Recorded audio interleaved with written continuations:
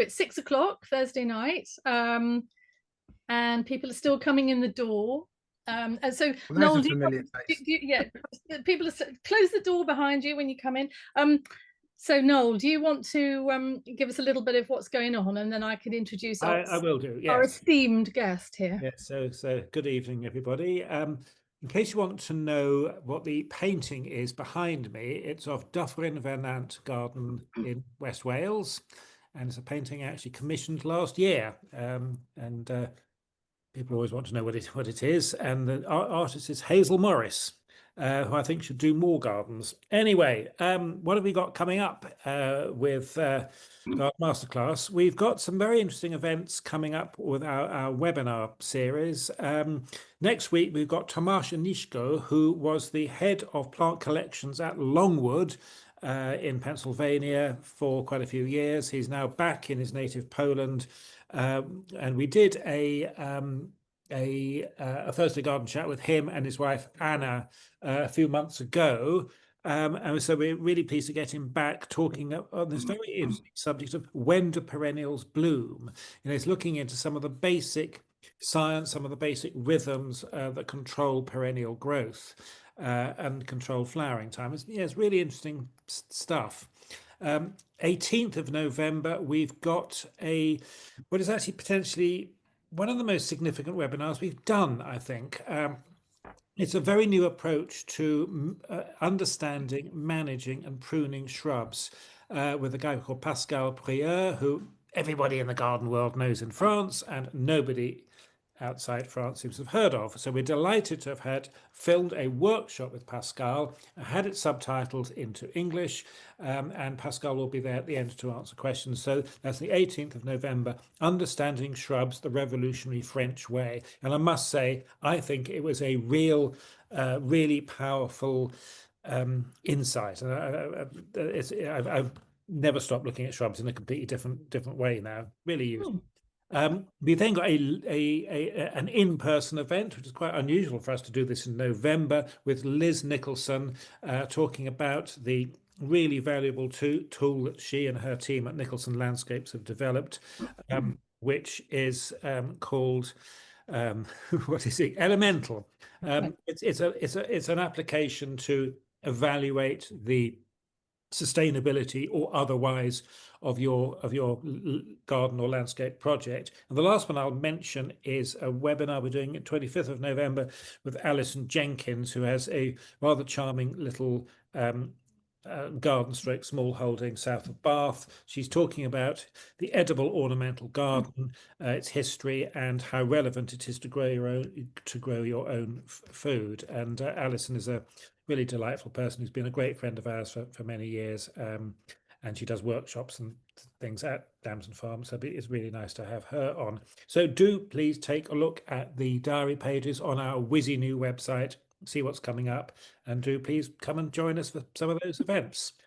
Now I think over to you, Annie, to introduce tonight's guest. Yeah, great. And just a little bit more about Alison. Alison was featured, or her Gardener's World, which was one of the episodes which Francis Tophill kind of took over, if you like, came from Damson Farm with Alison, and then I think maybe this week or next week the same thing is happening. So yeah, you might have seen Damson Farm and Alison on TV and not kind of known about it, but a lot of people do know about Alison.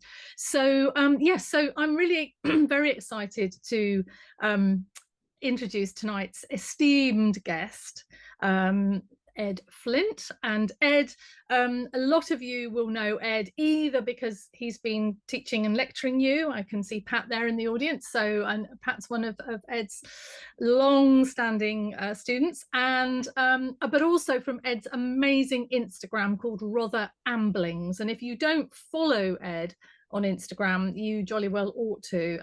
It's beautifully written and observations and just wonderful, or everything to do with gardening and the countryside and what's happening, and it is just absolutely fantastic. So if you don't follow Rother Amblings, please do, because it is absolutely fantastic.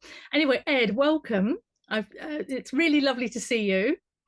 And you? And we've given you a challenge to choose your desert island plants. But and I don't know them yet, so I'm so excited. I did say to you today on an email, have you chosen 8 different varieties of hellebore, just as a joke? But anyway, I just want to mention about a month ago we had your dear old friend Michael McCoy on doing his desert island gardens, actually, and he started off with a sort of a sort of intro into his horticulture. Well, Great Dixter was one of his gardens, of course, and there were the most amazing photos of you and Michael. So we're going back, what, 30 years, are we, Ed?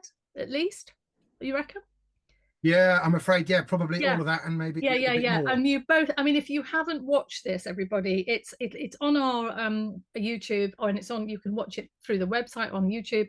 It's Michael McCoy's Desert Island Gardens, and really interesting choice of gardens. But the bits at Dixter, the photographs of you guys as young, badly behaved whippersnappers is the best thing I can say. And there's one photograph of Beth Chatto and Christo and you and Michael and another Australian guy, and I've forgotten his name. And Beth Chatto is doubling over laughing, and I don't know, can you remember what she was laughing about? Have you got a good memory or not? I think it had just been a really good walk around the garden, Yeah, and there was that sense of it was spring, the daffodils were flowering, we were walking through the orchard, yeah, and I think Beth was slightly overcome by the whole thing. There was an energy about the place, yes, yes, and it's I think Michael alluded to it in his talk. It's something that I've taken with me, and it'll crop up tonight. To be perfectly honest, it was yeah, very, very formative, and I feel very privileged to have been part of that and to have yeah, had that injection that basically is the sole reason why I'm doing what I'm doing now. If that makes sense. yeah, yeah, yeah. Yeah, no, and again that feeds into the desert island plants. Dixter at that period was as much about people as it was about plants. And Mm-hmm. I think when I was compiling this list, I was determined to avoid that kind of the cult of the flower and the botanical head nonsense, if you know what I mean. And I wanted it to be about plants, about really good plants, not necessarily shouty plants, but plants that actually mean something to me, That's great. rather than just flashy, sexy things. Wonderful, wonderful. Okay, well, shall we go into the screen share and let's get started? This And is the moment of truth. This could go horribly wrong, as you're no, well it aware. went horribly right a minute ago, so there's no reason why it should go horribly wrong. So if you press on share, that's looking good. Are we And looking then good? looking good. And now you just need to bring it up to full size from start, play from start, so we don't see all your emails and everything along the bottom. Can you get it Right. larger? Can you get it larger? How do I do that? It's in PowerPoint, is it? Yeah. And you've got it from the start. It's just that we're seeing the whole of the desktop, so How not are quite. you? Yeah, well, Okay. we're seeing all of your icons along the bottom. I don't know if you can Well, go. Is there a full screen button or uh, I'm really sorry. Oh, no? No, how's that? okay, okay, that's better. That's better. You've done it. Whatever you Better? did. Yeah. Yeah, Got it. lovely. Okay, Ed. So Okay. off you go. You. Off we go. Yeah, I don't know. Please feel free, or Annie, to interrupt. I wouldn't dare. No, it's much easier. These sort of things. I much prefer a dialogue, as you're well aware. Okay, okay. So this is hornbeam, just plain old ordinary hornbeam, Carpinus betuloides, something like that. Native hornbeam.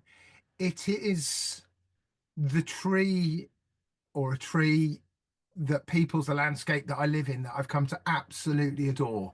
The woods that I walk through, the time that I spend out in the countryside, whatever I'm up to, this is the tree that I've come to associate with this area. And it generates a sense of place in a way that perhaps no other tree does for me now. It's not a tree I grew up with. Its range is restricted pretty much to the southeast of England. So when I was a kid up in the People's Republic of Yorkshire, we never saw a hornbeam. And it was only when I moved down here to Sussex 30 years ago or whatever that I first became acquainted with them, really. And I've come to absolutely love them. And of course, what you're looking at here is a sort of a post-industrial landscape. This is a landscape that was created for smelting iron. These are coppices. These are really ancient coppice hornbeams. All the woods around here were coppiced to provide fuel for smelting iron. There's some on the left-hand side of this image. You can see that's an old, very, very old, probably medieval hedge bank with some old stools. And whenever I'm walking, this is one of my favorite places in the whole world. I go here as often as I possibly can.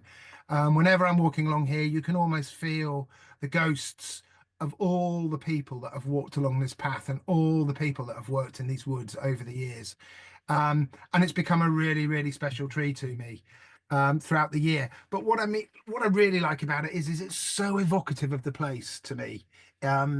It really is. I was fortunate relatively recently to go to Maurice Foster's garden and arboretum, White House House Farm. Farm. Yeah, Yeah, fantastic. which was a fantastic day out with the art and craft students, the Dixter students. And we were looking there at some of the exotic Carpinus. And they're very exciting, really exciting trees, Fangiana and such like.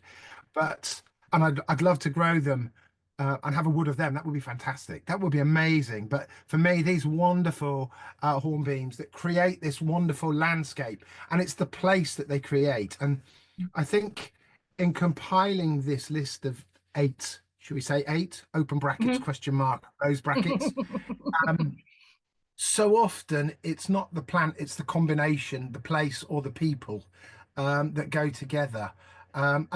This to me, if I had this, I'm assuming my desert island is cool temperates, not deserts, not equatorial or tropical. It can be whatever you want, Ed. It's your desert island. You can float it wherever you want. Yeah, yeah. So I would definitely want to be with the hornbeams, and then to be able to enjoy things like the bluebells and early purple orchids underneath them.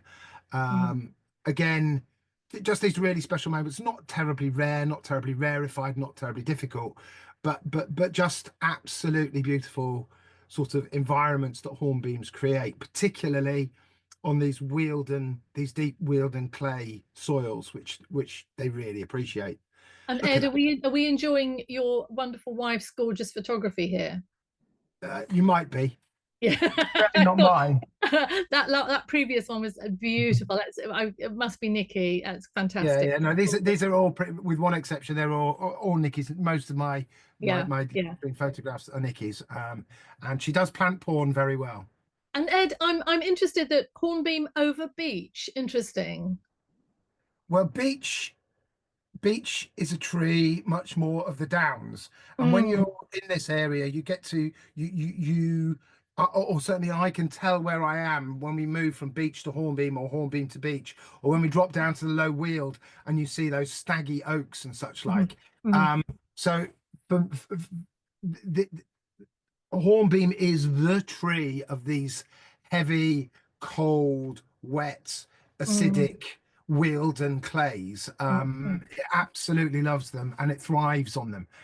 It's a magnificent tree, and I just so characterful. This one here, this is a favorite of mine. It's an old plashed hedging stool, and I can see so much in this. That Edward Munch painting, The Scream, is going on in front. Yes, yeah. I can see pizza dough being pulled out. I can see lots of things, but I love the way that the hornbeam bark sort of spirals and corkscrews and such, and they've got such personality. It's a wonderful tree. It really is. It's so versatile too, isn't it? Because as you just pointed out, it's going to work where beech will not work. You know, when it's exactly. I mean, it's people. You know, I'm working on a couple of gardens at the moment, sort of locally, and plant hornbeam. Don't plant beech. It doesn't make a great hedge. It really doesn't make a great hedge, although I have seen some half decent hornbeam hedges. Paul at Pella Plant's got some lovely hornbeam hedges, but by and large it's a little bit stiff for me for hedging. But on these cold, wet soils, it is a magnificent tree. You just need time. It's the best firewood. Oh, It's really hard wood. It's the hardest, I think, of the English timbers, of the native English timbers. oh, And back interesting. in the day, it's not much used in woodworking or anything. Pretty much, it's used for butcher's blocks because it's so Oh, hard. yeah. And it was also used to make the gears and cogs and wheels for windmills and water mills because it's so hard that they're Mm. rotating. They don't chip and break or split or anything.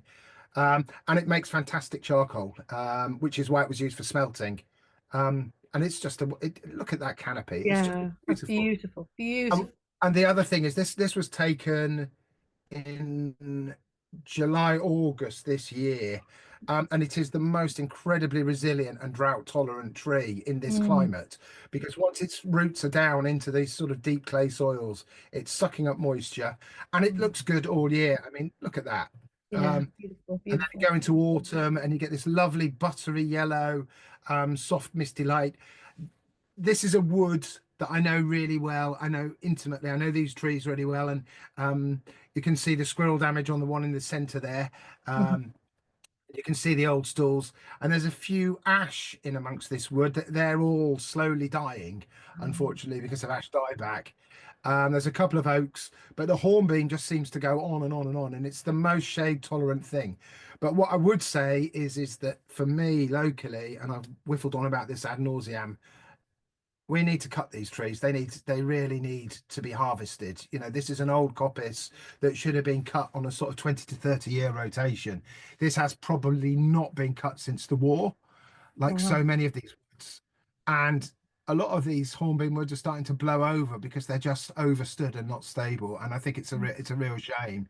They're absolutely beautiful, and at And, all seasons. I mean, go up here in the winter, and you can see typical hornbeam. It hangs on to a few of its leaves, rather mhm. like beech does. But it's a And magnificent tree. do you know why it is such a versatile tree? What is it about it that makes it so much more versatile and, you know, happy and wet, happy and dry? Do you happen to know what is it? I don't think it's particular. I wouldn't plant it on a dry site, Annie. Okay, But it'll cope with drought on it'll, these wet soils. okay, yeah, That's the thing. So it's one of those, and I think going forward we need to be looking at these plants that are capable of coping with intense wet during the winter and through the spring possibly, but can also be resilient and capable of coping with drought at the other end of the, yeah, during the summer. And yeah, it's really noticeable to me that locally, so many of the other native tree species have shown so much. Beech is really struggling locally, yeah, uh, yeah. and we're losing a lot of beech at the moment to honey fungus, Mm. and yeah, and I think that's a cumulative effect of the stress that it's under from other factors, allowing the honey fungus to really cripple it. But I've not seen that in any of the hornbeams at work, such as this. I mean, this is my woodland garden at work, which is probably 40% hornbeam. And we've not seen any of these trees suffering in any way, shape, or form. Whereas some of the other trees, including sycamores, interestingly, sycamore I never expected to see going, but sycamore is not happy at the moment. The two Mhm. tree species in my woodland garden that seem to be doing best are the hornbeam and, really interestingly, the field maple, which is Mm. another tree that I could easily have included in my desert island plants. Yeah, great tree. Yeah. It's a beautiful tree, but I love the lightness of the canopy that you get with hornbeam, and I love the fact that it comes down, swoops down to you, and reaches to you in a very delicate and soft way. It's a good, really good tree. I don't think it'll ever be a great garden tree. I don't think lots and lots of people are going to go and start planting hornbeams, and heaven forfend they should plant that horrendous fastigiate hornbeam. I was Uh, just about to say that fastigiate. Trust you not to like it. Well, isn't it? well, Isn't it an elegant tree that I mean, there's some lovely, lovely ones at Westdean, but yeah, it's very good until its middle age. It has a particularly unpleasant and lumpy middle age. right. Um, Don't and, we and, all? and, and well, Speak for it comes to us yourself, all, I guess. Abby. I don't know. I don't know. I don't know. But there's a number of them. It's I know it from local towns. It was quite a popular street tree, I guess, 50s and 60s it would have been Mhm. planted, and a lot of those trees now, like I say, have lost a lot of their grace, and they're very congested, and Mhm. like I say, just they're lacking grace. I mean, if I wanted a fastigiate tree, I don't think it would be a hornbeam in most Right. circumstances. Yeah. Fair enough. Fair enough. Oh well, that's good. Um, So you could build a shelter with your chosen tree for starters, then on your desert island, couldn't you? yeah, I could. Yes, I'm not sure it would be my first choice. I could certainly have some wonderful fires with it, Yeah. and it would be very useful for creating a canopy under which I could do stuff with. Yeah. Um, yeah, yeah. Fabulous choice. Um, Interesting. Mm. And so this photo here, this is the best. Both well, m me and several people that I asked who might have been able to help out with an image of Dixter that first summer when I pretty much rocked up there. Yeah. This is the Terrace of Dixter with Christo and Michael Dale, and a young Australian who I came to know very well, who worked with me for a bit and stuff. Very, very talented gardener and plantsman. But one of the plants, I mean, Dixter's very important to me. It's really important to me, and I could go on and on and on about Dixter, and I don't intend to. But I was thinking back to the plants when I was coming up with this. Is what were the plants that I took from that period of time at Dixter? Um, and Verbena bonariensis, I don't know, some of people listening and watching may remember, Verbena bonariensis was absolutely everywhere at Dixter at the time, but yawn. But I think the plant that I took away that stuck with me most was the dioramas, the Oh, diorama pulcherrimum, which was very very dense on the terrace here, which was a scene of much conversation and jollity, but also before the floods and before visitor numbers got up to where they are now, footfall wrecked it. The floor of the sunk garden was densely populated with dioramas, and people used to have to sort of part the dioramas to walk through. And so it's something that stayed with me a long time and still stays with me today. And I've taken it and taken the same scheme and theme and used dioramas a lot amongst paving and in other places. And it's a plant that I'd want because it reminds me of a great time, if you know what I mean, a mm, really great beautiful. time. It's a very beautiful, it's a very graceful thing. Um, yeah, it's a wonderful plant. And in most of this sort of choice, I'm afraid I've gone for genera rather than specific plants, Annie, That's which fine. No, that's great. No. It's um, fine. and it was really interesting when I started. This is again is the garden that I work at that I've been working on for a number of years.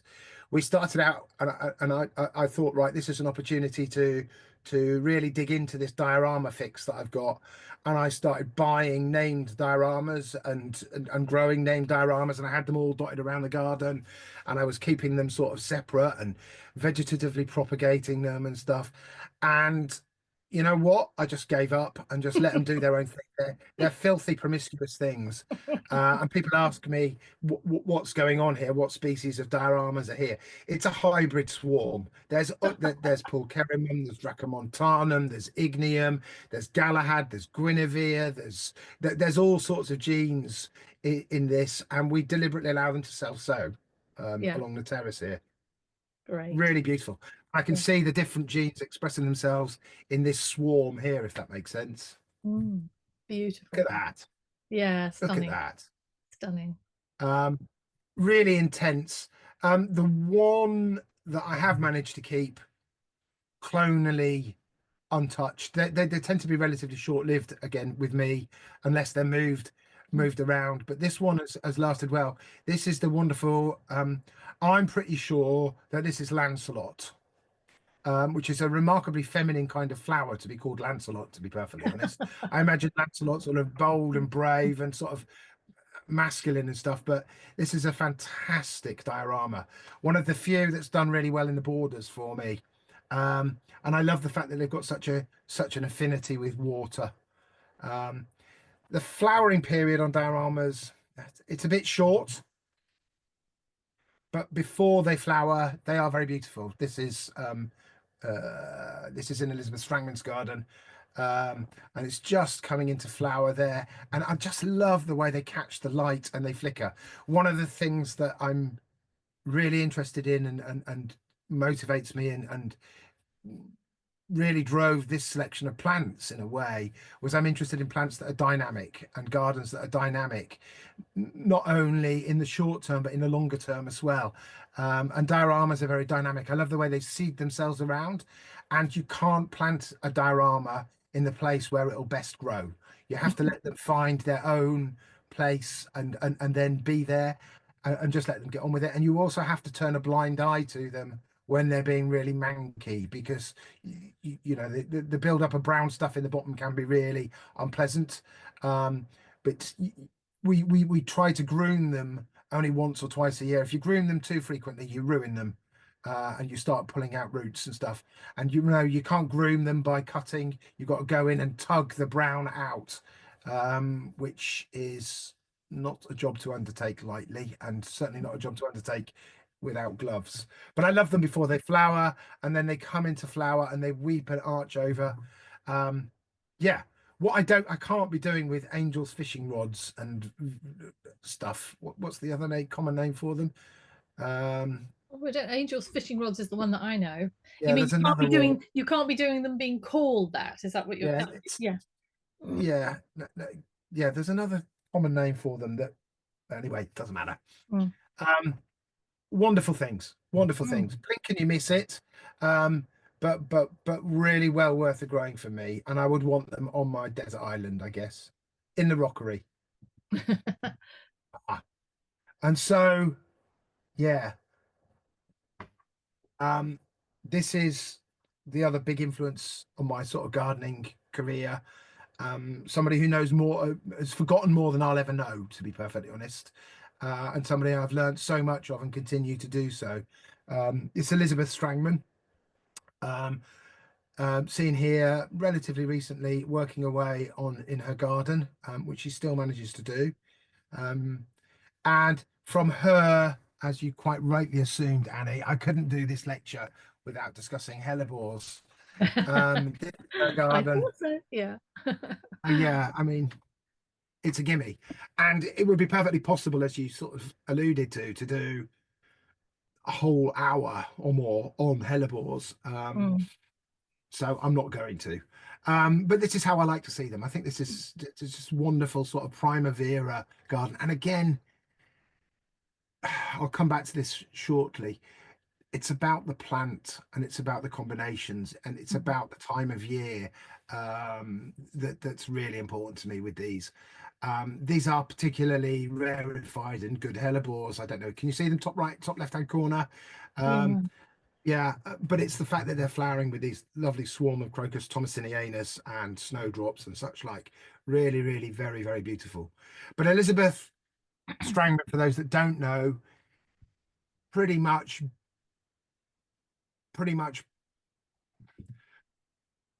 yeah, is responsible for the modern hellebore. I think that's probably not putting too fine a point on it. Certainly a huge influence on what John Massey's doing and done, and various other people have all been influenced by Elizabeth's work. She bred hellebores for years and years and years, developing seed strains that came true from seed through rigorous hand pollinating and selection and roguing over many, many years. And too many to choose from, really, to be perfectly honest. This is one of my favorite corners. The garden I have at work, the woodland garden at work, the only hellebores I have bar one are Elizabeth's hellebores. And I kind of like the fact that that it's just I don't do collecting, and hellebores kind of engender collecting and the collector and the sort of magpie. But I try not to be guilty of that. But what I have done is imposed the self-imposed criteria that I'm only going to have Elizabeth's or Washfield sort of hellebores. So here you see some of her really early double hellebores, bottom left-hand corner. Probably not my favorites, but just look at how strong they are. Those plants have been in there for 25 years or more and still blooming away with that kind of hybrid vigor and strength. Fantastic, really fantastic. Aren't they also quite promiscuous like the dioramas? They're incredibly promiscuous, which again would be fantastic on my desert island, because if I had one in one Yeah, colourway, within 7 or 8 years, I'd probably have 3 or 4 different colours from yeah. seedlings.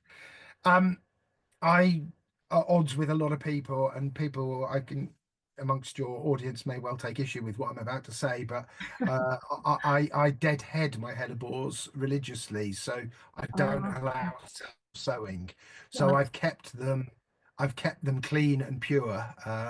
I was going to Yeah, ask you how did you avoid the melange of hellebores? Yeah. yeah. So I basically practiced eugenics, and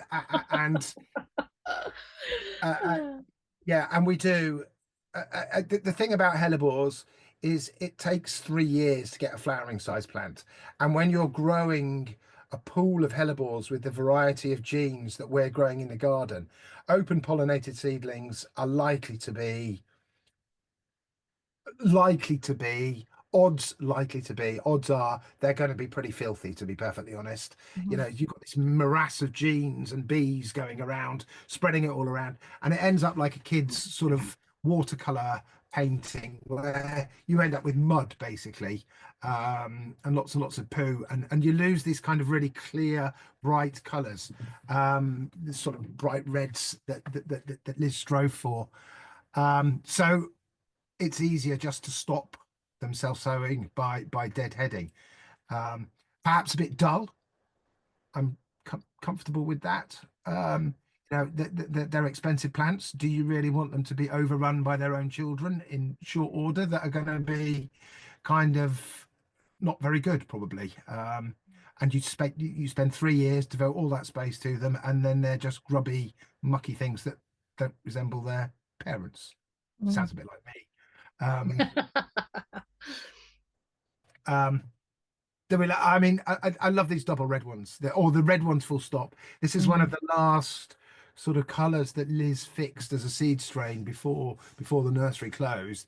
And I remember I was working for Liz at the time at the nursery, and I remember being terribly excited by these deep cherry reds. These aren't the dark Queen of the Nights. These are much more the cherry reds sort of colours.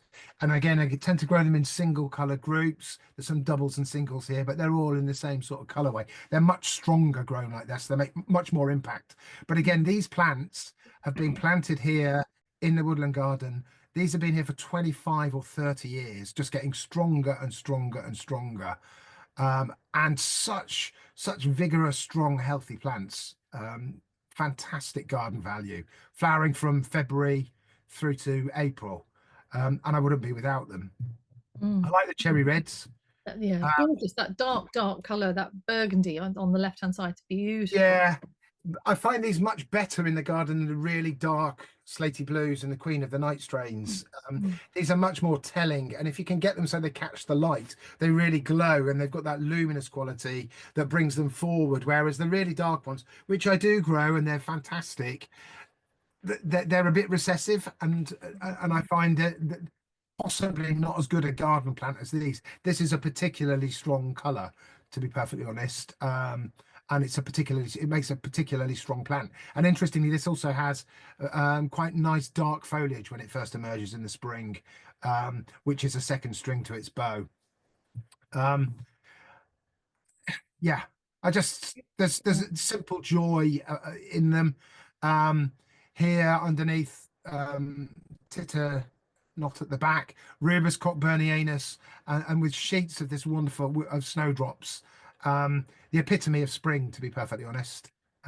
Yeah, and these aren't fancy. These are hand pollinated, but these aren't particularly fancy pants hellebores. But they're just really, really, really good garden plants. Really generous, healthy, easy, and giving garden plants. And I suppose also, Ed, kind of an unusual colour to have at that time of year, because there's lots of whites, there's lots of yellows, pale colours, and then there's this beautiful, rich, velvety colour. So there's part of that makes them so special, doesn't it? You know, it's that richness. Absolutely, it's the first real shot of really telling colour on any Mm, scale in a garden. I mm. mean, how could I do a desert island 8 plants without snowdrops? You Yeah. know, well, I kind of have, because they're here and they're everywhere in the garden, and but and I love snowdrops, but they're very white, and after a few weeks, you're craving something else. And for me, yeah, I love hellebores. They're the first real shot of color that we get, or that I get anyway. Mm, beautiful. Um, and again, something I learned from Liz, and I think it's a lesson that stayed with me, and I use it a lot. Flowers are important, and this is a beautiful flower. If you don't like this, in the words of the song, then your children will be next. It's a very, very, very beautiful flower. This white with this red center to it. Typical hellebore with a notch taken out of one side, but it's a typical Liz hellebore, cup shaped, slightly nodding, as good on the backs as it is on the fronts. Bright, clean, clear color, really, really good. It's a beautiful flower, but look at the plant and the way it carries itself so Mm, well. It's really important. Too often, and I've done it myself, I become obsessed with the cult of the flower, if you know what I mean. But I'm really now much more interested in garden plants and how they look in a garden. And for me, that is a really telling, wonderful garden plant. I don't know. Yeah. yeah. And again, look at that with a carpet of Crocus Mm. thomasinianus. There's not a lot more simple and easy than Crocus thomasinianus, but I wouldn't be without it. And the fancy pants doubles. I mean, yeah, go on and on and on. Yeah. But my favorite, and I had to work really hard for this. There are some in this group who will know what they're about to see. I'm pretty sure. It surprised some people, but this for me is close to the ultimate hellebore, which is this green with red spots. It's just a Ah, beautiful flower. It's got a luminous quality to it, and I love that act of bending down, stooping down, and just tipping the face up to just take in the spots and to mm, enjoy it. I'm very fortunate. This one is. It's not named. It's a seed strain, but this is the one that Elizabeth used. She calls it her best green with red spots, and I was very fortunate to, and she used this as in part of her breeding, but it was her best one, what she called her best one, and I was very fortunate, as I say, to be able to lift and divide this from Elizabeth's garden and split it and have some splits of this plant. Very nerve-wracking thing to do, to be lifting somebody else's hellebores and taking them to pieces and hacking them around and stuff.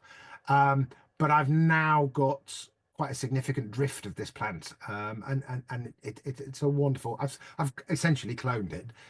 It's a beautiful, beautiful hellebore, one I look forward to every year. So mm. next on the list, Drum roll. drum roll. Um, in this photo, but it's not the snowdrops. Oh, Yeah, Galanthus, I think that's like Kinsey Eye, very early and a really, really good snowdrop.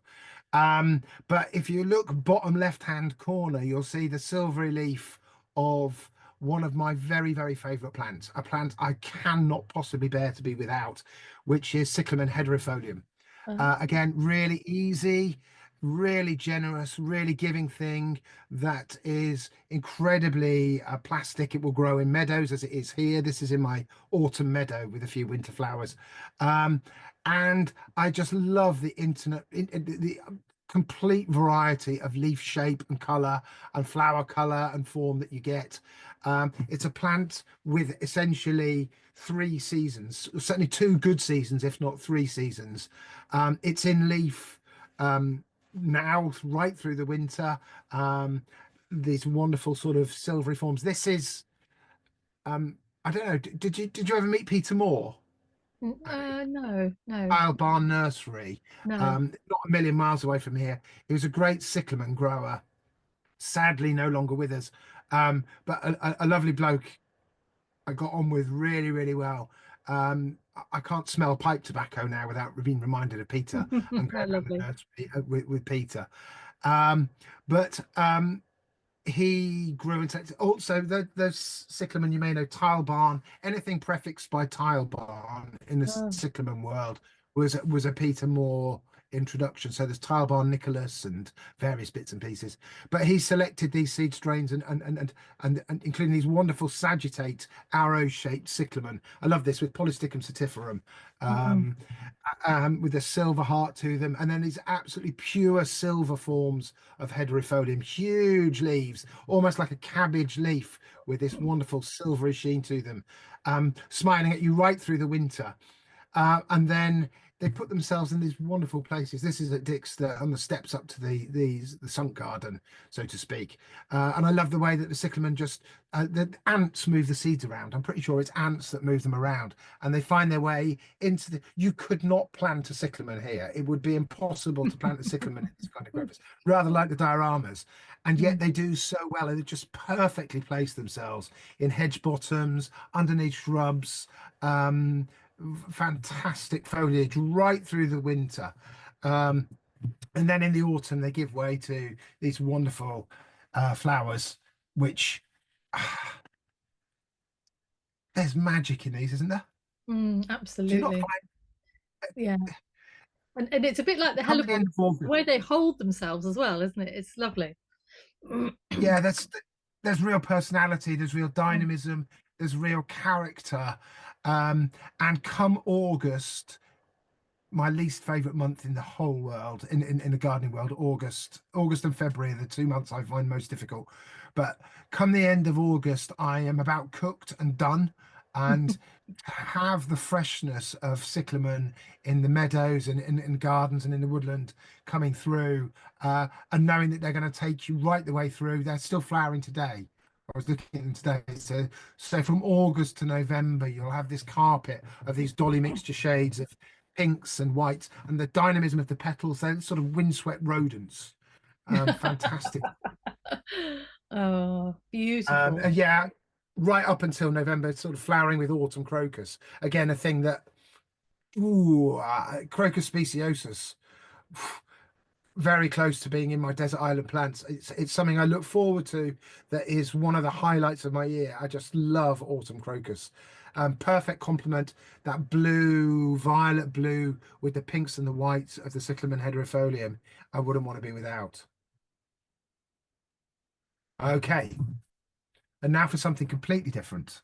Oh, Um, this isn't one of my desert island plants.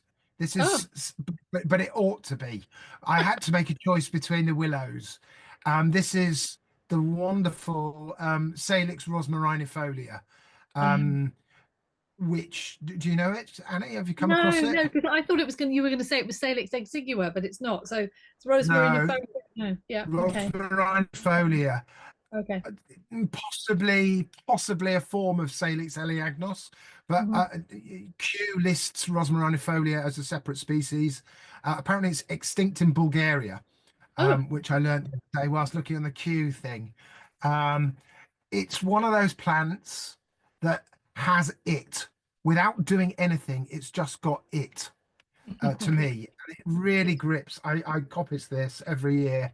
Um, it's the epitome of that dynamism that I was talking about, and I love the fact that these lovely sort of ebonized dark stems with this silvery foliage, and again the dynamism is constantly moving and flickering and playing with light and dancing around me. It's a beautiful thing, and it just sits. You know how some plants just they don't do anything, but they just look classy. yeah, yeah, Do absolutely. you know what I mean? Do you coppice it really hard every year? Yeah. Yeah. Yeah, right, okay. Wow. Back to 6, 8 inches. Wow, so that's a year's growth what we're looking at there. Yeah, Yeah, on a good clay soil. yeah. Um, I think it's a wonderful thing, but I wouldn't be taking it to my desert island. I'm sorry, I've been naughty by sneaking an extra one Oh, in. so this is an also ran. Oh, you cheeky This is an monkey. also ran. Um, You're a as much cheeky as I love monkey. it, Yeah. much as I love it, I couldn't not take these, which have come to define so much of what I do in so many ways. This is another native. This is Salix alba, which Right. The photo hasn't changed yet. oh, has it not? No, it hasn't for some Right. reason. Oh, there we go. There we go. Yep. Yep. Okay. All Yeah, good. All good. sorry. Yeah, this is Salix alba Var Vitellina cultivars, shall we say. Mm-hmm. I suspect most of it is a form called Yelverton, Oh, but there's some Britsensis, true Britsensis in amongst it. There's some plain Vitellina in amongst it, um, and there's a couple of other bits and pieces, different colour forms. Um, I again, so dynamic, so much for this season. This is just getting warmed up now, just starting to get going at this season. Um, Lovers of the kind of heavy clay soil that I'm gardening on. Um, just a wonderful plant for me. mm. Um, And with that low winter sun, absolutely beautiful, isn't it? Absolutely, and for months. This starts now and goes through until we do this to them in March, April. We pollard and coppice them in March, April, taking the tops off them, removing all the growth, and then it looks like that. I love this sort of. That They hasn't remind changed me of yet. those. We're waiting for the change. It's Oh, still on sorry, the. Well, it'll happen. I don't know. They're probably quite big images. They're just taking a while to change. But um, sorry. that's all right. That's okay. We're still looking at the beautiful winter color. Oh, there we go. Right. Yep. Has it done it? Yep. It's there. Little These knobbly. remind me at this stage the bowls and the Yeah. sort of the fists Yeah. with the softness of the meadow underneath it. They remind me of those Paul Nash paintings Yes. of Yes. the Yes. Yes. Somme. Yes. Yes. You're right. Yeah. But at the same time, there's a lot of the Arthur Rackhams about them, as there is Yeah. about the not Yeah. Arthur Rackhams, Oliver Rackham. Arthur Rackham, sorry, not Oliver Rackham was the tree guy. Those paintings Mm. of trees are just yeah. I couldn't be without willows, and I can make a shelter with them. Yeah. And if I have a toothache, I can suck on a willow twig Ah. Yeah. because everybody knows You've got. salicylic acid is Yeah. aspirin. Yeah. And I tried that once, and it does work. Wow. Wow. It does, yeah, Amazing. or it Amazing. did. Amazing. Yeah, May yeah, have been yeah. psychosomatic, So you've got your but pharmacy as well then. Yeah. yeah, within weeks of being cut, we're into this, and this is at their downy kind of velvet phase, which I absolutely love. With Camassias, and they keep moving, and the movement, the dynamism in these is pretty much tangible. They're growing so fast, you can feel the energy in Mm. them.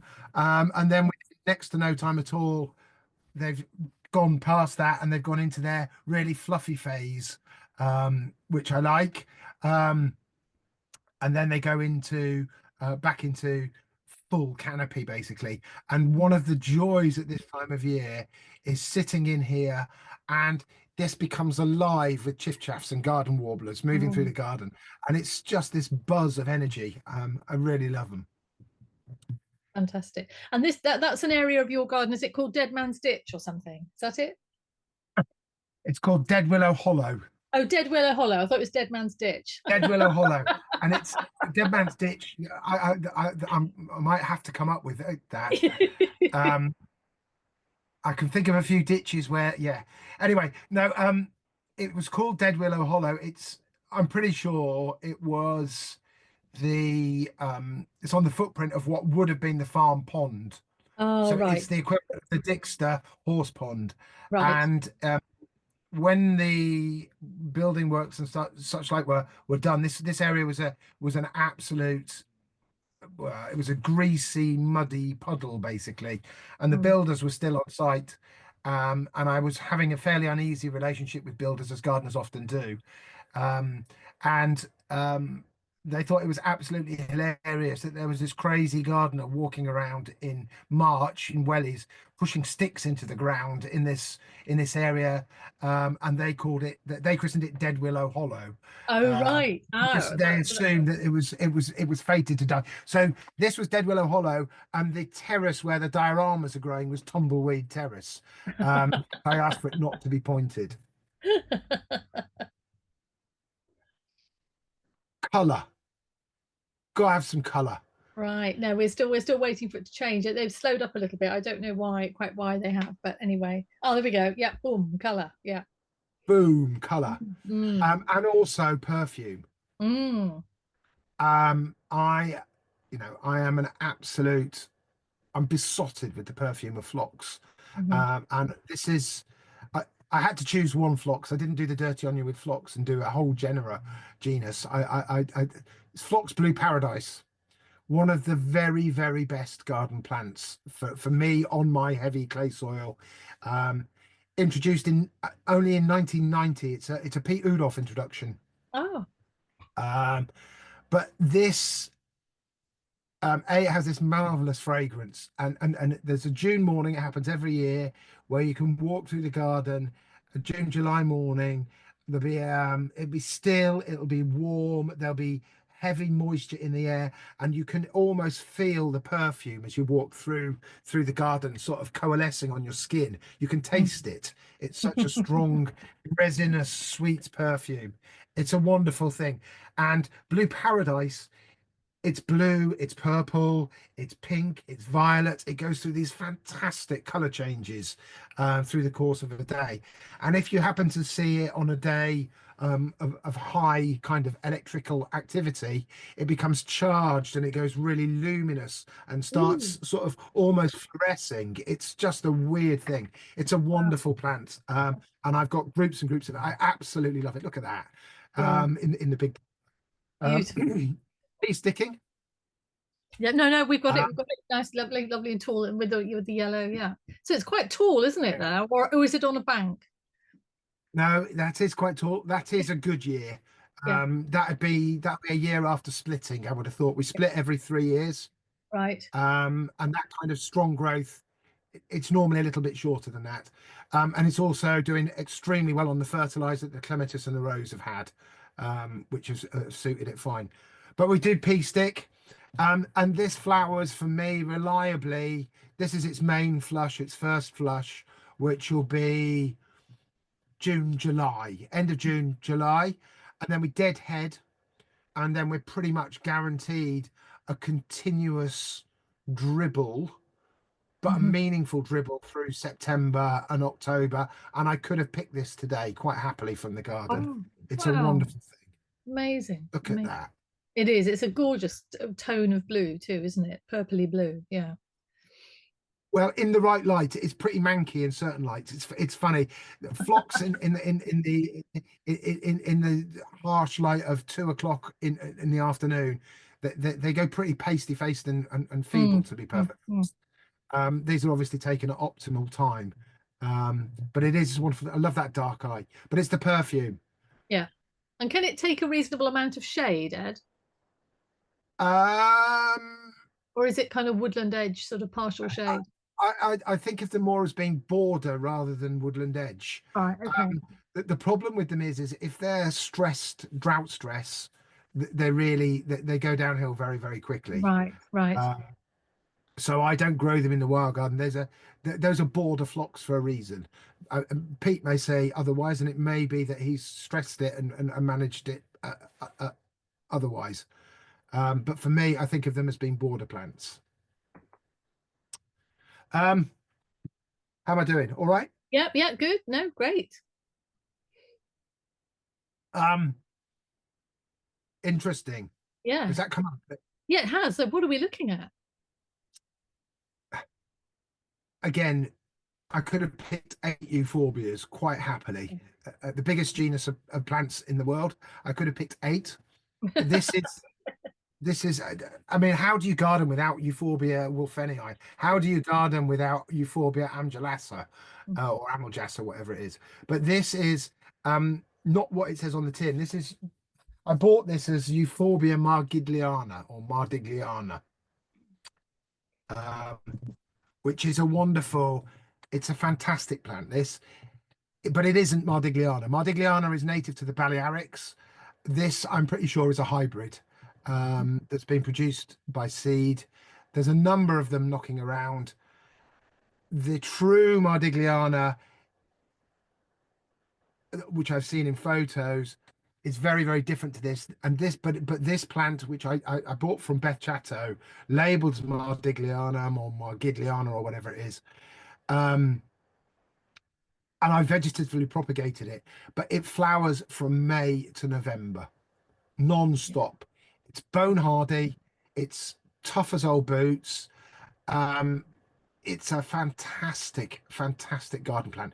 Doesn't scream and shout, but these wonderful lime green flowers, um, evergreen, sub-shrubby. It's a fantastic thing, a really fantastic thing. Um, it's like Annabelle, but better, and green. Yeah, So this is the same. You're about to see a sequence of the same plant, slightly different angles over the same year. So this is taken May, June with alliums and digitalis and ancient mariner flowering behind it, um, looking really good. There's a little bit of staking going on, but I love this plant, and I wouldn't be without it. I really wouldn't be without it. Taking still looking good through into July, August. And then on into October, November, and it's still going. It's a fantastic thing, but it's really interesting. I sent some of the, oh no, well, I saw a batch of seedlings. Let's put it that way. I saw a batch of seedlings that have been raised from my seed by somebody somewhere else. And there must have been, in a batch of 20 or 30 seedlings, there must have been clearly evident the genes of about 7 different euphorbia species. goodness They're gracious. really, really, you think hellebores and dioramas are promiscuous. Euphorbias are terribly promiscuous. And I'm confident that this plant isn't mardigliana, it's a hybrid. Um, that's being produced by somebody collecting seed, possibly from Mardigliana, and then selling it, and rightly so, in good faith. I'm not criticizing anybody at all, but I think this is a really, really, really good plant. Joe Sharman, I think, has named a hybrid with this sort of parentage. I don't know whether it may be from the same source as mine. I'm contemplating. I mean, it's really good, really good. Mm. I'm sure that there's far more knowledgeable people on this call than me that will now give me a hard time about it and tell me that it is. But I'd love to know really what it is. But I'm pretty sure it's a hybrid. But honestly, the variety in the seedlings that we got off this, there was Stygiana, there was Virgata, there was Wolfenii, so many different euphorbias. It's a real object lesson in the dangers of propagating things from seed. We do it from cuttings, and it roots really easy from cuttings. And we've now got so many plants I've been able to try it in all sorts of different environments, and I've passed it around a few people as well. So it's growing really well in the woods. It's growing really well in borders. It's growing well in dry areas. It's growing well in damp areas. It's a wonderful thing. And so the last of my 8, 9. Yeah. 8 3/4. Yeah, go on. Again, really boring, really obvious. Cornus sanguinea midwinter fire. Just a fantastic plant that keeps me going for a good 8 months a year. It never lets you down. And I got lucky with my first planting of it here at the foot of these pine trees, which are such a big part of my life. And I could take these pines with me quite happily. It's a vigorous plant, really easy thug. Yeah, it's a bit thuggy. We don't coppice it to the ground, all of it annually every year. We possibly what your French guy's going to talk about. We chop lumps out of it and have different heights and different angles and stuff, and deliberately encourage different sort of heights, but it glows fantastically right through the winter. Lovely with evergreen ferns and snowdrops, perfect background to hellebores. It's a wonderful plant, really easy, really common, and it may well have been superseded by Annie's winter orange. Have you come across Annie's winter orange, Annie? No, no. Is Um, it is it is I it am is that growing it. is it brighter than this one then or not? It I is. think it probably is. Oh, My okay. plant isn't as strong as Midwinter Fire, Yeah. um, which is why I like it. It's growing here pretty much unwatered, unloved at the foot of the pines, and it's thriving.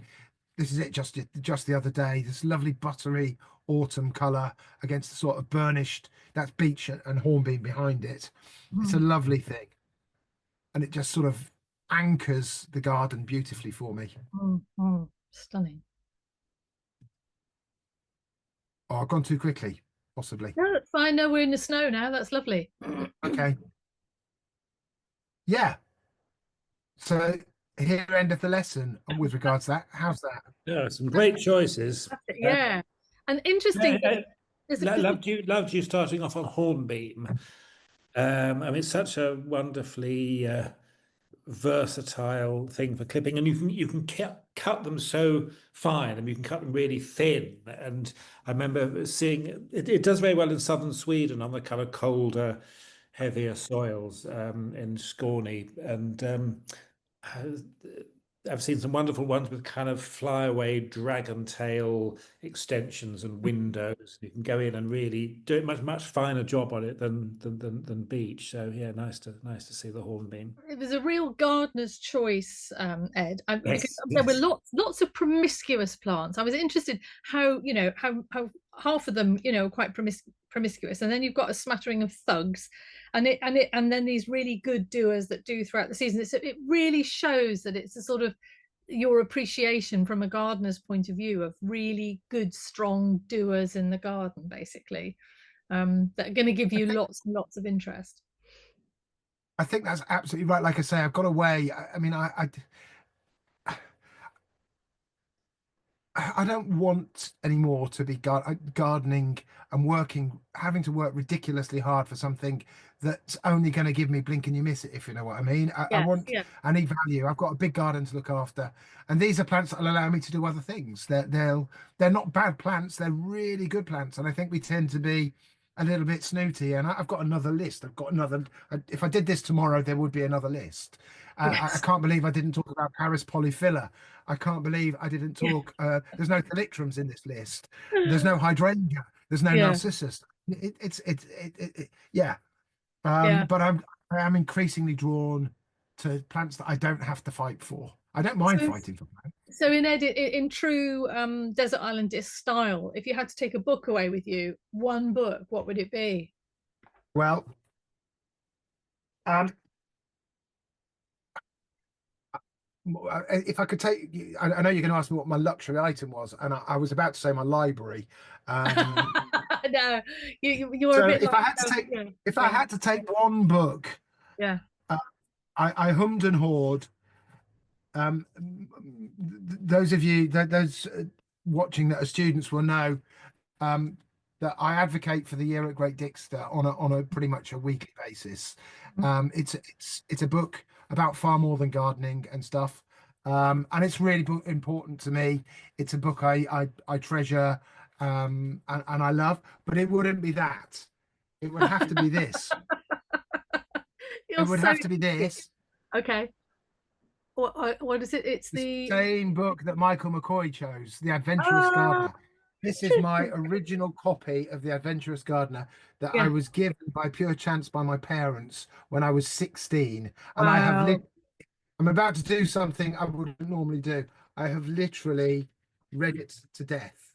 Oh It's been no. thumbed and used. No, but this is my original copy. It Yeah. falls to pieces. And that's why I'm a gardener, basically. That one Yeah. book. It's Wow. so inspiring. And I read that and I still refer to it on a regular basis. Fantastic. So Fantastic. those would be my books. I've done the desert island thing as well. Do you want Yeah, the luxury item. The luxury item. Does it have to be a gardening item? No, no, no. It can be whatever you want to take with Okay. you. Oh, Yeah. well, okay. So if it was going to be a gardening item, it would be this Schneebohrer border fork, which Right. I wouldn't.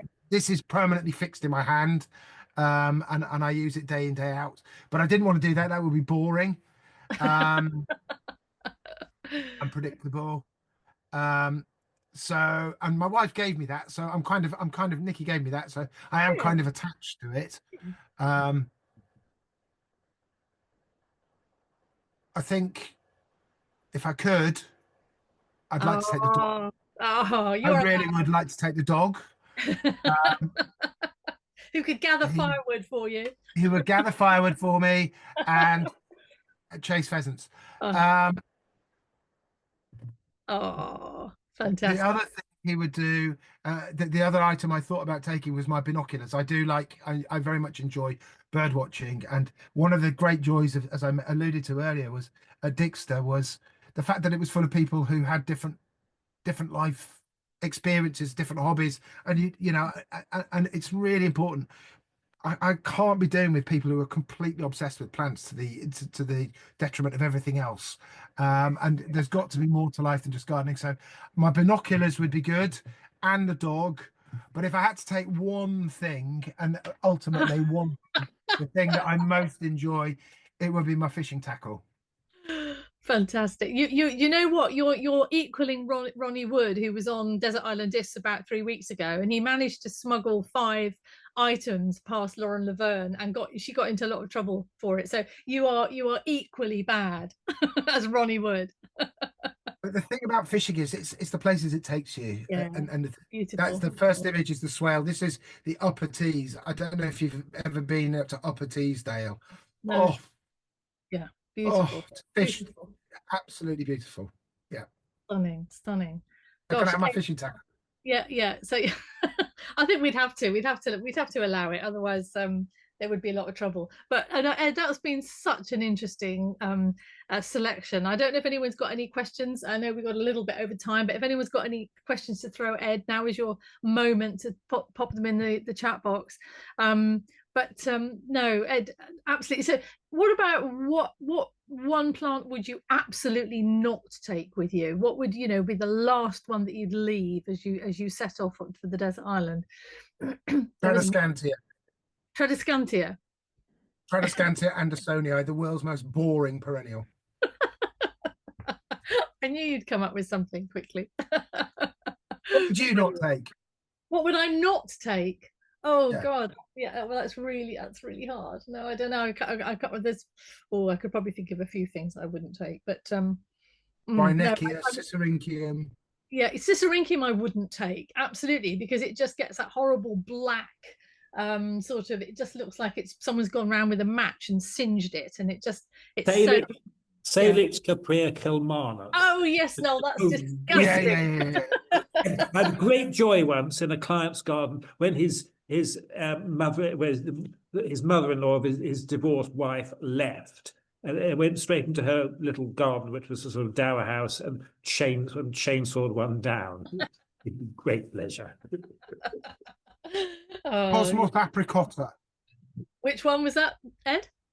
Cosmos apricotta. Oh really? Not for you? I'm trying hard. And I've about cracked it. It's a bit like broccoli. You've got to keep working at these things and find a way to make them work for you.